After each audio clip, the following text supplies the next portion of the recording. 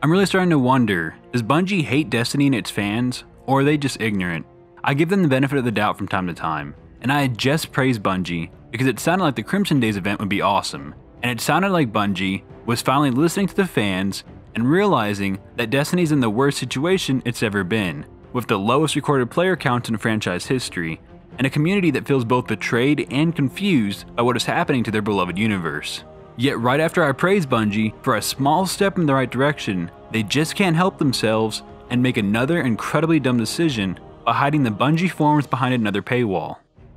Now for people to use and interact with the official forums, they will need to own Destiny 2 and have at least gotten to the farm. So now any good PR and any momentum that Bungie had just started to gain, and reversing the public's opinion and view of them, has now been entirely undone, and they have managed to make things even worse for themselves. If I'm being completely honest, I don't think the new forum rules would have been that big of a deal had they simply done this during the Destiny 1 days, or way before Destiny 2's launch.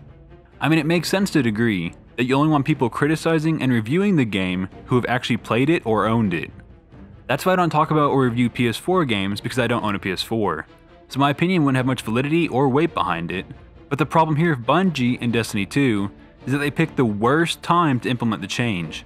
You don't restrict people's ability to communicate and voice their opinions during a time when a game is being accused of being nothing more than a medium of corporate greed and a game plagued with controversy, microtransactions, and disappointment after disappointment. At this point, the only two views I really see is 1, Bungie is horrible at decision making and seems to lack common sense in the PR front, or 2, they too hate Destiny and are trying to make sure to curb stomp the game out of existence and end the series as quickly as possible. I'd like to think that neither view is true, as Destiny has such great potential, and Bungie used to be one of the most talented developers in the industry, as evident by the power and strength of the Halo name, despite it only being on one platform. I know the Bungie that developed Destiny 2 is very different than the one Bungie I used to love and follow religiously, as when I go back and watch the old vidocs that showed the game's developers looking so happy and emitting such passion on screen.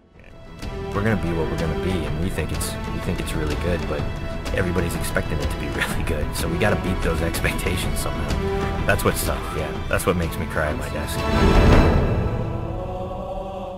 To them now being so void of enthusiasm with no confidence in their work or product. Through Red Legion territory and into a Vex stronghold, where you're gonna fight a 3-stage boss. It's pretty sweet. I always hear a lot of points that the issues that exist with Destiny were caused entirely by Activision or entirely by Bungie. But I think the real answer exists somewhere in the middle. I blame Activision for the initial upset at Bungie that saw the heartbreaking departure of Joseph Staten and Marty O'Donnell, and the cutting of content and lack of story upon initial release. But I blame no one but Bungie for their lack of ability to realize what fans liked about Destiny, and for trying to push sneaky practices into the game, and for prioritizing Eververse without any realization of the self-damage and destruction that they would do to both their own company name as well as the name of their most important IP. At this point, I honestly don't see the Destiny name ever recovering, and I don't see Destiny 3 being a game that will have anywhere close to the initial sales success of Destiny 1 and 2. For those of you who still play the game and enjoy it, congratulations. I'm glad that you're able to enjoy your purchase and feel as if the game offers you exactly what you wanted. But understand for the rest of us that can't turn a blind eye to Bungie's mistakes so easily, that the game just isn't what we wanted. And even though we the fans continually voice our opinions on the problems that exist in Destiny 2, and offer Bungie free advice on how to fix those issues, that it can be annoying, saddening, and infuriating all at once, that it seems our voices are never being heard, and instead whenever fans reach a breaking point, Bungie just gets out their copy and paste apology letter and writes up some statement about how they hear us. I'm sure that Destiny 2 will eventually be a great game, and that by the time the game is complete, with all the expansions and updates implemented into the game, that it will be a good package similar to how the first Destiny was. But with how it is in life, people expect lessons to be learned from mistakes, and Bungie doesn't seem to be learning anything.